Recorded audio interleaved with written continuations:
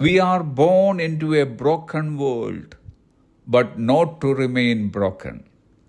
തകർന്ന ഒരു ലോകത്തിലാണ് നാം ജനിച്ചു വീണത്, പക്ഷേ തകർന്നിരിക്കാൻ വേണ്ടിയല്ല. ഈ വാചകത്തിന് ആഴത്തിലുള്ള ക്രിസ്തീയ അർത്ഥമുണ്ട്. ആദ്യ മാതാപിതാക്കളുടെ പാപം നിമിത്തം തകർന്നുപോയ ഒരു ലോകത്തിൽ നാം ജനിക്കപ്പെട്ടു. ആരും തന്നെ തകർന്ന ഒരു അവസ്ഥയിൽ ജനിക്കപ്പെടുവാൻ തിരഞ്ഞെടുക്കുന്നില്ല. പക്ഷേ അത് നമുക്ക് പാരമ്പര്യമായി ലഭിക്കുന്ന അവസ്ഥയാണ്. ജനനം മുതൽ അനീതി, വേദന, സ്വാർത്ഥത, അക്രമം, അഭക്തി, നിരീശ്വരത്വം എന്നിവ കണ്ടു വളർന്നവരാണ് നാം ഓരോരുത്തരും. എന്നാൽ God doesn't leave us in the brokenness. ദൈവം നമ്മെ തകർച്ചയിൽ വിടുന്നില്ല. യേശു കർത്താവിലൂടെ തകർച്ചയിൽ നിന്നുമുള്ള ഒരു വിടുതൽ ദൈവം വാഗ്ദാനം ചെയ്യുന്നു.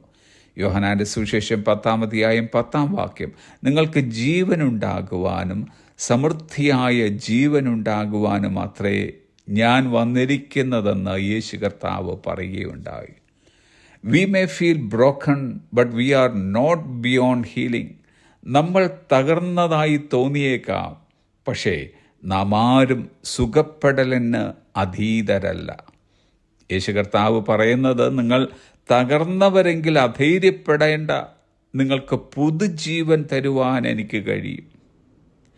എന്തുകൊണ്ട് തകർച്ച നമ്മുടെ ജീവിതത്തിൽ സംഭവിച്ചു എന്ന് ചോദിച്ചാൽ, അവർ ബ്രോക്കൺനെസ് ഹാസ് എ പർപ്പസ്. നമ്മുടെ തകർച്ചയ്ക്കൊരു ലക്ഷ്യമുണ്ട്.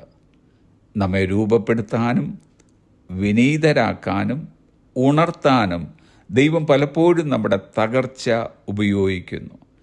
യെശയ്യാവിൻ്റെ പുസ്തകം 61-1 ഹൃദയം തകർന്നവരെ മുറികെട്ടാനും തടവുകാർക്ക് വിടുതലും ബദ്ധന്മാർക്ക് സ്വാതന്ത്ര്യം അറിയിപ്പാനും ദൈവം എന്നെ അയച്ചിരിക്കുന്നു. നാം തകർച്ച അനുഭവിച്ചത് തകർന്നവരുടെ മുറിവ് കെട്ടുവാൻ വേണ്ടിയാണ്.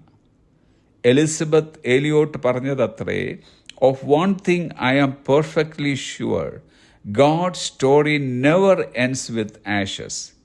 ഒരു കാര്യം എനിക്ക് പൂർണ്ണ ഉറപ്പുണ്ട്, ദൈവത്തിൻ്റെ കഥ ഒരിക്കലും ചാരത്തിൽ അവസാനിക്കുന്നില്ല.